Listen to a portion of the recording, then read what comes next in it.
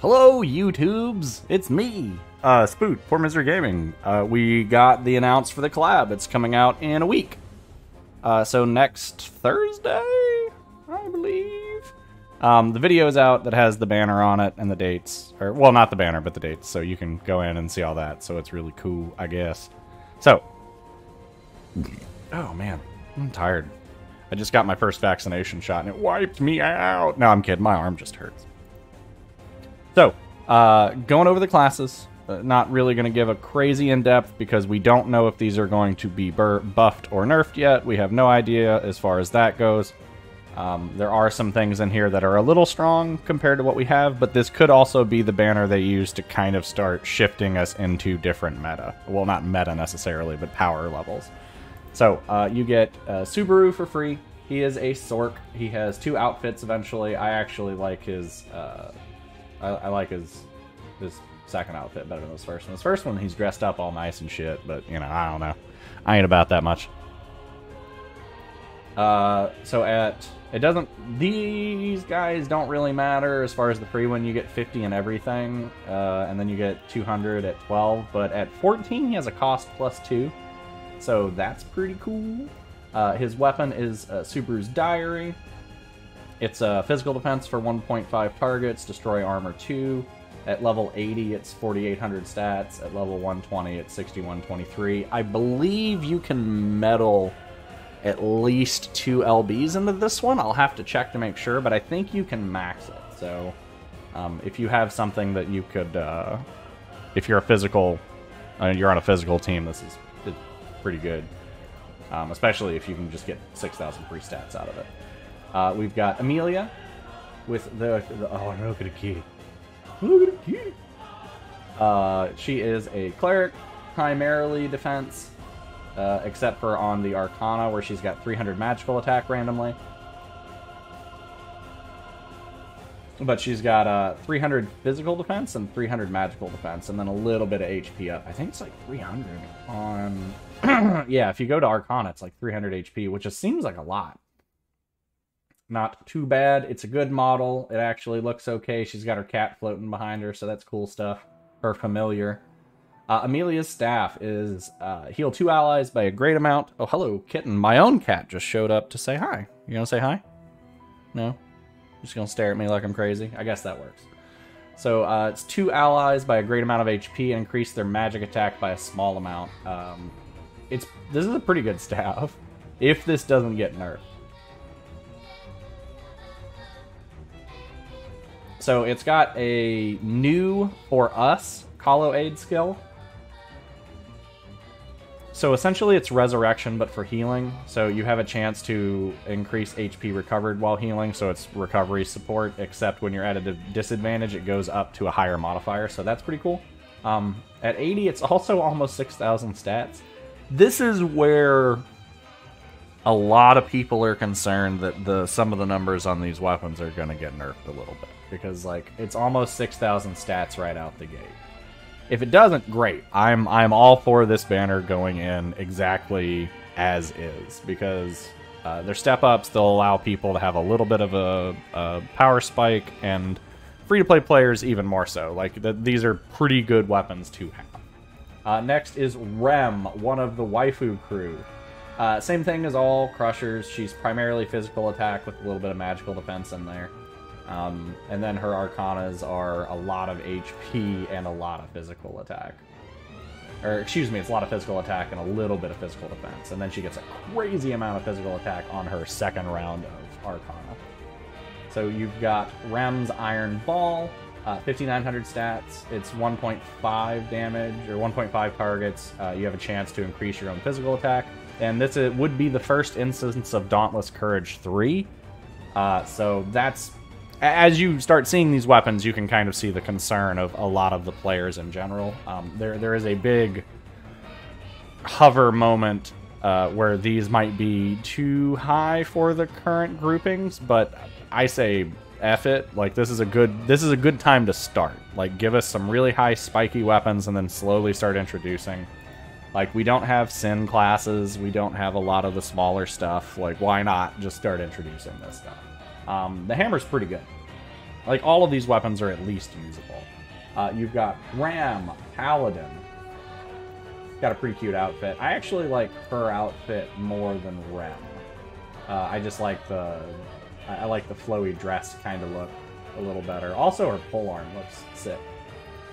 Ram's Spear, 5,900 stats, has a chance to do 1.5 targets, raise your own magical attack. Again, Dauntless Courage 3. You see the theme recurring here. You've got Reinhard, who is a breaker. So when attacking, you have a chance to get a small amount of life force. The more blades you have in your grid, in your main grid, the increased power.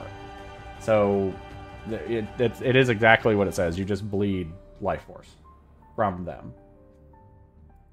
It also has a tier 4 massive physical attack to one enemy, and you recover a small amount of HP. 5,900 stats, almost 8,000 at MLB. This is an interesting Colo skill. I still think combo overall ends up being better just because you can accelerate faster. But the life force bleeds are pretty cool too. Like, I do like sort of passive ways of playing around other things. We've got Furious Headwinds. It is a 1.5 target, tier 2 attack, physical attack, and magical defense buff, which is real weird. Like, real weird. It's got skill effects at 5 minutes remaining. By the way, I believe all of these are cost 20. So these are also some of the first cost 20s we've been seeing too. It has Resurrection 2, which is it increases effect when at disadvantage, but essentially it's support boon 2+. It also increases the skill effect at 5 minutes, so for it will go from a moderate to almost a massive, or a great. I don't remember which one that one is. I believe it's a massive. So 59, 57, almost 8,000 on top, same thing. Forbidden Plant Study. This is one of... So the banners are going to be split into 4 weapons apiece, and these last 3 are just filler to the other ones. So you'll see 2 of them on one banner and 1 of them on the other should, because I believe the weapons... So Subaru's free.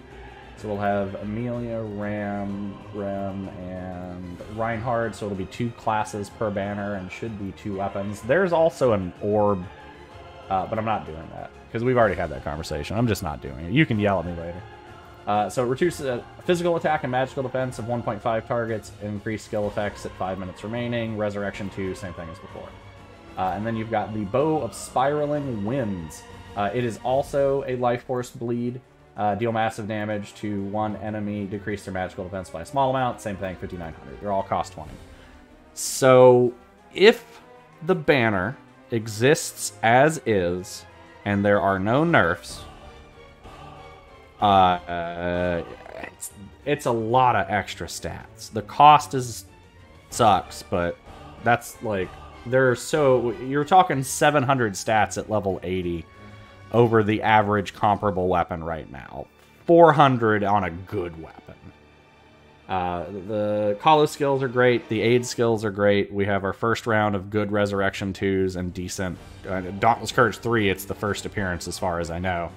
So, you should be saving for this. Like, the spec banners were pretty mediocre overall. I think I am putting together some of Agony's pulls for tomorrow so you guys can see them. But, you save for this. This is really good. Like, and if... Okay, so here's my caveat. If these things get nerfed into the ground, obviously less value. You will have to kind of choose if it's worth grabbing. I don't imagine they're going to nerf these things too insanely so, since they are cost 20. So this may just be the first little bit of power creep we get in a while. So consider that. Obviously, if they get nerfed to hell, you can skip them. So which means you're fine on crystals for a while. But if they are step banners, which we do believe they are, and the stats and Colo aid abilities remain the same, you probably want to chase your weapon at least 2 or 3 times.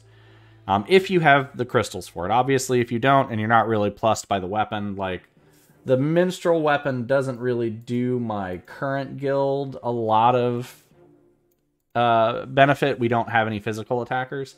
The magical defense is good, and the increased skill amount is good, but the stats by itself, and the idea of proccing Resurrection 2 on any of my other Like, getting Heat Wave at disadvantage into a Resurrection 2 and a couple of Support Boon 2s is it's a lot of extra, although Heat Wave doesn't do good in my current guild either, so, you know, that's how it works. But we will hit a point where, you know, that's a variable. Those are things that you can play for, you can build that way, it's a big deal. So, non-nerfed, you kind of pull on these. If nerfed, you have to really kind of gauge if it fits your playstyle.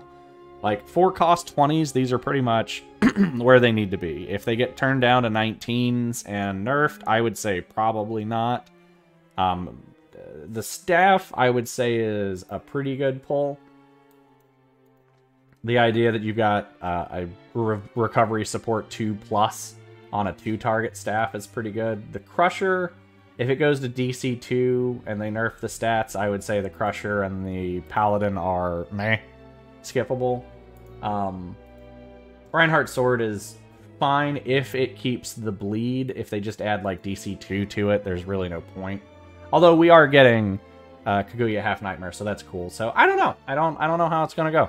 I'm excited, but I'm also kind of cautious because this is that moment where gacha companies, and POKELABO has been susceptible to this, that things can get nerfed for perceived problems as opposed to problems in actual continuity. So that's it. That's my recommendations. Probably pull if there are no nerfs, and then be very, very careful if there are. So that's it. Spoot's out. I'm going to go eat some eggs for dinner, because, I don't know, I like eggs. You know, like, comment, subscribe. Tell me if you like eggs.